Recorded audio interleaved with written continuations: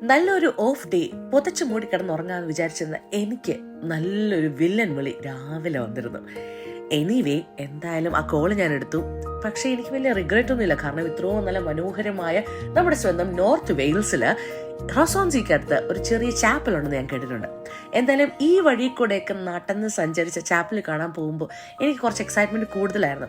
Anyway നമ്മൾ ആദ്യമായിട്ടൊരു പള്ളിയിൽ പോകണമല്ലേ, കുറച്ച് ഫ്ലവേഴ്സ് ഒക്കെ ആവും. നോക്ക്, ആ ഒരു സൺഫ്ലവറിന്റെ ആ ഒരു ഭംഗിയിൽ ഞാൻ തന്നെ ഇംപ്രസ്ഡ് ആയിരുന്നു. പിന്നെ തമ്പുരാന് കൊടുക്കാനുള്ളതല്ലേ, അതിനകത്ത് കണ്ണ് വെക്കല്ലേ എന്നുള്ളൊരു തോട്ട് ഞാൻ വെച്ചോണ്ട് പോയിരിക്കുന്നത് സീ സൈഡില്. ചാപ്പലിന്റെ ചുറ്റും നല്ല മനോഹരമായി കുറേ പൂക്കൾ, അവിടെ കുറെ കല്ലുകൾ എഴുതി വെച്ചിട്ടുണ്ടായിരുന്നേ. ഓരോരുത്തർക്ക് വേണ്ടി ഇങ്ങനെ കല്ലുകൾ എഴുതിയിട്ട് നല്ല ഭംഗിയുണ്ടായിരുന്നു ആ മെസ്സേജസ് ഒക്കെ വായിക്കാനായിട്ട്. അതിനുശേഷം ഞാൻ പള്ളിക്കകത്തോട്ട് കയറി കേട്ടോ.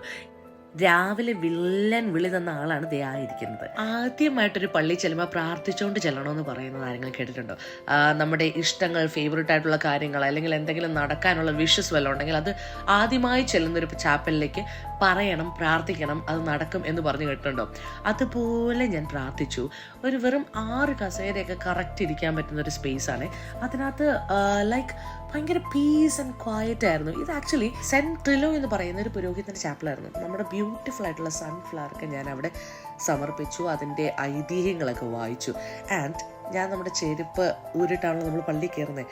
ലൈക്ക് ഞാൻ ആ ഫ്ലോറിലൊക്കെ ചവിട്ടിയിട്ടേ ഭയങ്കര എന്തോ നമുക്ക് നല്ല സമാധാനം കിട്ടത്തില്ല, നല്ലൊരു സുഖം കിട്ടുന്നൊരു പരിപാടിയായിരുന്നേ.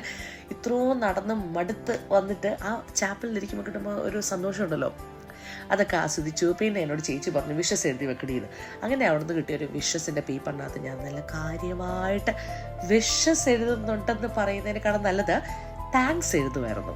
ഞാൻ ശരിക്കും നമ്മുടെ ലൈഫിൽ ഇത്ര ഒരു ഓപ്പർച്യൂണിറ്റീസ് നമുക്ക് തന്നതിനെ ഓർത്ത് നന്ദി പറഞ്ഞുകൊണ്ടാണ് ഞാൻ ആ ലെറ്റർ എഴുതി അവിടെ ഫിക്സ് ചെയ്യാൻ ഉദ്ദേശിച്ചത്.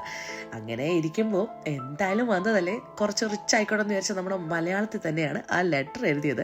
എനിവേ ആ സ്മോൾ കുട്ടി ലെറ്റർ എഴുതി ഞാൻ അവിടെ ഫിക്സ് ചെയ്ത് സമാധാനത്തോടു കൂടി ആ ചാപ്പലിൽ നിന്ന് ഇറങ്ങി. And other thing is like that, ചേച്ചി എന്നെ ഭയങ്കരമായിട്ട് ക്യാൻവാസ് ചെയ്താണ് കൊണ്ടുപോയത് കേട്ടോ, ഐസ്ക്രീം വാങ്ങിച്ചിരാന്ന് പറഞ്ഞു. എന്തായാലും വാങ്ങിച്ചത് കേട്ടോ. അപ്പോൾ അതിൻ്റെ സന്തോഷത്തിൽ bye, see you next video.